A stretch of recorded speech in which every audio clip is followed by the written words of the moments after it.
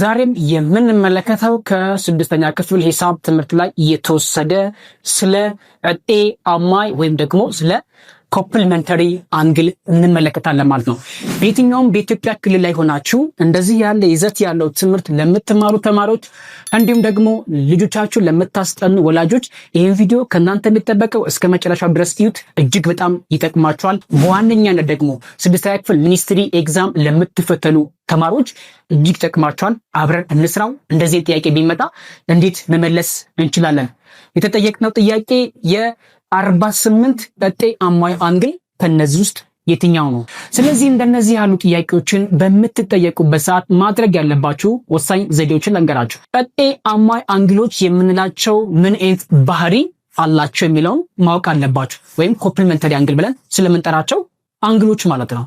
እነዚህ አንግሎች በባህሪያቸው ሁለት አንግሎች አንደኛው ለሌላኛው አማይ አንግል ነው ለመባል አንግል መና አንግል ወ ሁለቱም አማይ ወይም ሰፕልመንተሪ አንግልስ ናቸው ብለን ለመወሰን የነዚህ የሁለቱንም አንግሎች ድምር 90 ዲግሪ መሆን አለበት። ስለዚህ እንደነዚህ ጥያቄዎች አንግል መ ሲደመር አንግል ወ እኩል ይሆናል 90 ዲግሪ መሆን አለበት ማለት ነው።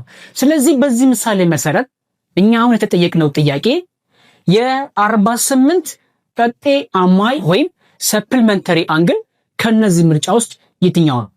ቅድም እንደነገርኳችሁ 48 ዲግሪ እና ሌላ አንድ የሚቀር ዲግሪ አለ። እሱን አንድ ላይ በመንደምርበት ሰዓት 90 ዲግሪ ሊሰጠን የሚችል ከዚህ ውስጥ እንመርጣለን ማለት ነው። ወይም ደግሞ ምን ማድረግ አለባችሁ?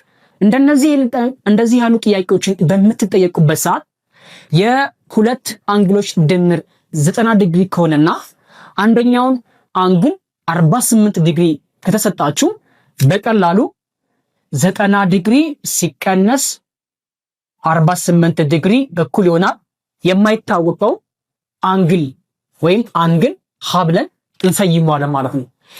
ከ90 ዲግሪ ላይ 48 ዲግሪ በምትቀንሱበት ሰዓት አንግል ሀ እኩል ይሆናል 42 ዲግሪ ይሰጣችኋል ማለት ነው። ስለዚህ በዚህ ምሳሌ መሰረት እናንተም ብትጠየቁ አሊያም ደግሞ በሆነ ምክንያት እንደነዚህ ያሉ ጥያቄዎችን ቢቀርብላችሁ በቀላሉ ማድረግ ያለባችሁ ዘዴ አሁን እንዳሳያችሁ ከ90 ዲግሪ ላይ እዚህ ጋር የሚሰጣችሁን አንግል እሱን መቀነስና ከዛ በኋላ የተጠየቃችሁትን የአንግል መጠን መናገር ወይም መምረጥ ይጠበቅባችኋል ማለት ነው። ስለዚህ ከዚህ ጥያቄ አንጻር የ48 ዲግሪ አማይ አንግል ተጠይቃችሁ ከሆነ መልሱ 42 ዲግሪ ነው መመለስ ያለባችሁ።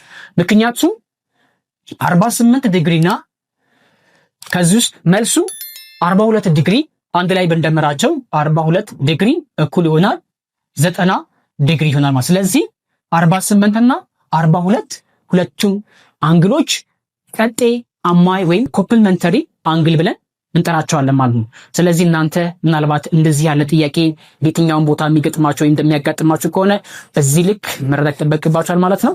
ለዛሬ የነበረን ፕሮግራማችን እዚህ ላይ ያበቃል ማለት ነው። በቀጣይ እናንተ ሊጠቅማችሁ ሊያግዛችሁ የሚችሉ በበርካታ ቪዲዮዎች እንገናኛለን ማለት ነው። ይህን ቪዲዮ ከወደዳችሁት ለሌሎች ተማሪዎች ሊደርሳችሁ ሼር አድርጉ። ለቤቱ አዲስ ከሆናችሁ ሰብስክራይብ። በቀጣይ ቪዲዮ እንገናኝ። ይመቻችሁ።